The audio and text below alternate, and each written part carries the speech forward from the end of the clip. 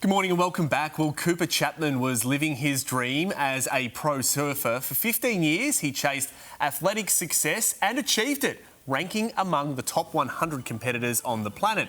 But it ultimately left him feeling unfulfilled. Now, Cooper's transition from the waves to wellness was the change he was looking for. Now, the 31-year-old is leading the way in the mental health space, and his new book promises to help you take action. And I'm assuming you don't have to be a surfer. We welcome Cooper Chapman. Hi, Cooper. Hello, mate. Thank you guys so much for having me. So your love of surfing began, you were just 6 years old. The Sydney Olympics on your doorstep. Tell us about that moment. Yeah, I mean, I grew up here in Sydney on the northern beaches in a beautiful town called Narrabeen. And yeah, at 6 years old, the Olympics came obviously to town. And for so many Australians, such an exciting thing. But for, you know, a young Australian to fall in love with sport and that competitiveness and that sort of desire and dream to be a recognised athlete started from, 6 years old for me. I remember watching Kathy win the 400 metres, and then from there it ignited a big flame in me to, you know, chase athletic success throughout my life. And you did that. So you've become a pro surfer, you joined the circuit there, you were travelling the world. What was that pressure like?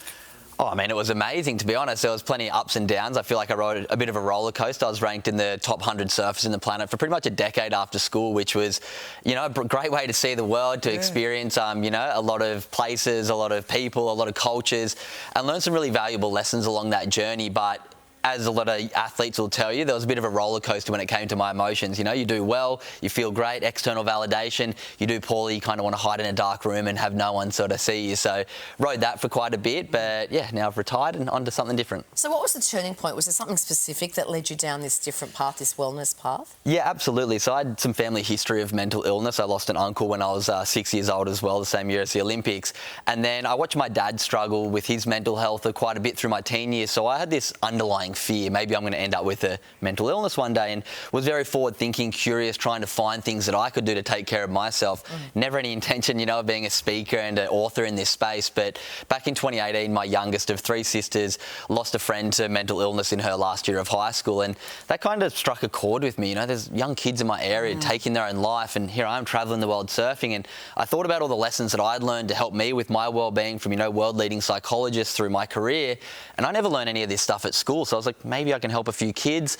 I've now retired from surfing. I've spoken to over 60,000 students at every state in the country, and the keynote speaking's doing really well through corporates, through high schools, and then I got the opportunity to write a book, and here we are. And here's the book here, The 1% Good Club. So it's all sort of led to this. Explain to us what the 1% Good Club is. Yeah, so I feel like with mental health there is so much awareness, but you know, it's Mental Health Awareness Month right now, or in October, but the numbers aren't really improving. So I feel like we need to move from awareness to action, and that's what the 1% Good Club is all about. I came up with a theory about 4 or 5 years ago that we should all give 1% of our day to our mental health. I'm sure every person watching, I'm sure you guys have been affected by mental illness, whether it's personally, a family member, or just a friend. Like, we've all been affected by mental health. So I came up with this concept that we should give 1% of our day, which is 14 minutes and 24 seconds. So I was like, let's round down to 14 minutes and learn the simple things that we should do every single day consistently, because I see mental health, good mental health is not a destination, it's a journey. What are those things we're doing every single day? So when I got the opportunity to write a book from Wiley Publishing, I was like, here's my concept. I've taken thousands of people through this concept over the last few years in my community, and I've seen profound impact. So let's put it into a book and then be able to spread it even further. Okay, so, and that 14 minutes can look different for whoever you are. It could be a walk in the park, it could be meditation, it could be, depending on who you are, it could be a quick surf. Absolutely. For anyone starting out on their mental health journey, where should they start? What are your top tips? Okay, so I've got a few pretty simple ones, and my goal is like not to make people change their whole life. It's just to like take a few steps in a different direction. So we've got 5 up on the screen that I've written into the team before. So mindfulness is a skill we all need to practice, getting out of our head and coming back to the present moment. So I say to people, spend 1 minute each day, 20 seconds what you can see, 20 seconds what you can hear, 20 seconds what you can feel, getting out of our mind back to our senses. The second one, kindness and connection. You know, so often when we're having a bad day, we go and buy something for ourselves. Next time you're having a bad day, go and and do something nice for somebody else. That'll actually make you feel good. The next one, breath work, trying to breathe through your nose down to your belly and breathing out for longer than you breathe in signals to your nervous system. I can move from the sympathetic to the parasympathetic, fight or flight to rest and digest and calm you down. Our breath is such a tool. Getting in nature, we all know, feels so good.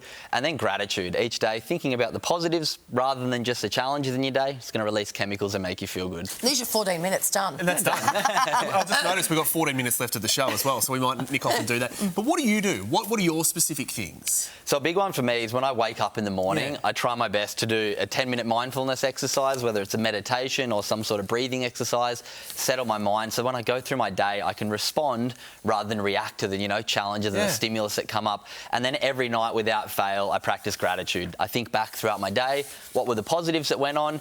And then I know through neuroscience and through so many studies, and I've written a bunch about it in the book, when we practice gratitude, it releases the hormones in our body that make us feel good. So it takes a practice. It's all well and good to know about gratitude, but it actually has to be practiced. Yeah, Such brilliant tips. Yeah, good stuff, Cooper. Thanks, Cooper. The book by Cooper Chapman is called The 1% Good Club. Some really good tips in there. Action, he said, is really great. And of course, if this segment has impacted you or someone you know, the numbers for Beyond Blue and Lifeline Australia are on the screen now. You've got Cooper. a podcast? I do have a podcast called called Good Humans with Cooper Chapman. So, yeah, Good you can Humans. find me anywhere online or thegoodhumanfactory.com. You can learn all about the keynote speaking I do for corporates, for high schools, which is really cool. You can grab the book on there. They're all signed on the website. We love it. Thank you, Cooper. Thanks for your time.